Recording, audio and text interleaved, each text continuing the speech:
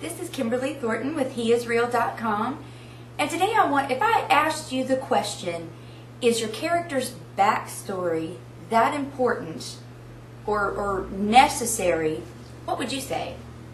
You know, a lot of times we say, listen, we just want to be able to share this information, you know, make it as very, you know, one-dimensional as we can. We don't really have any idea of what our character is like or has been like. But that's okay, because that really has nothing to do with our message. Well, it does. If you don't know where your character has been, there's no way you can convincingly convey the message to your audience about where they're going. And it is crucial as a writer and a filmmaker that you have what's called the subtext and the backstory. And that is just simply you knowing, and I've said this before in some of our other blogs, but understanding every aspect of your character, you know, where they've been, where they've come from, what they've gone through to even get to where they are today. And in prior blogs I had mentioned, you know, about keeping a reading journal and a personal journal. And that way, you know, whenever you see or have experienced something, or maybe you've read something, or you know, someone else has maybe shared something with you, you can write all that down, because that is a very good way, number one, in your acting, to be able to help you know exactly where you're going to go with the part, because you can do it a lot more convincingly, but also in your writing. So it's important to, even if you're writing fiction, you know every aspect of your character and where they've been. You know, you can reveal a character's thoughts and motives directly or indirectly through action, flashbacks, or subtitles, but it is crucial that the audience becomes privy to certain facts about your character, which we call the subtext.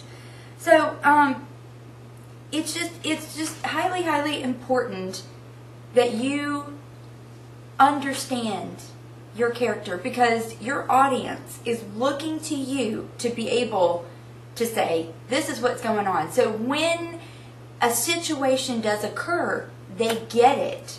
You know, I know I've seen movies, and unfortunately I can't think of any offhand, but it didn't obviously matter. But, you know, just some movies, and you thought, where in the world did that come from?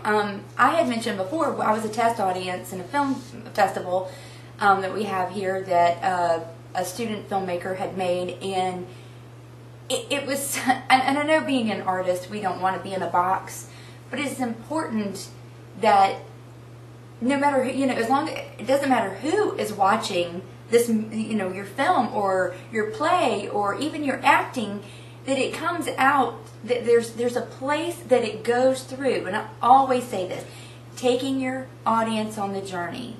So your subtext, knowing every aspect, knowing exactly where your character, your protagonist, has been to what is going through in order to get to where you want to take them. So just remember that. So, you know, whether you're getting someone else to film it, or another director to direct it on stage, or you're writing your book, always make sure that you give that information. And it's really cool, because you can be very creative on how you give that information. Again, you know, it could be through thought, subtext, flashbacks, whatever you want to do. It doesn't have to be just strictly from the beginning. Remember, in your story, you always start in the action. That's Act 1. You always start in that action. And then Act 2 is they're going through it, where they are working through the situation and you're understanding their antagonist. And then, of course, number 3 is the conclusion. So your subtext will help you to develop your character in the situation. So anyway, I know there was just a little brief moment, but I hope this helps. And next, we'll be talking a little bit more on writing. So talk to you soon. Bye.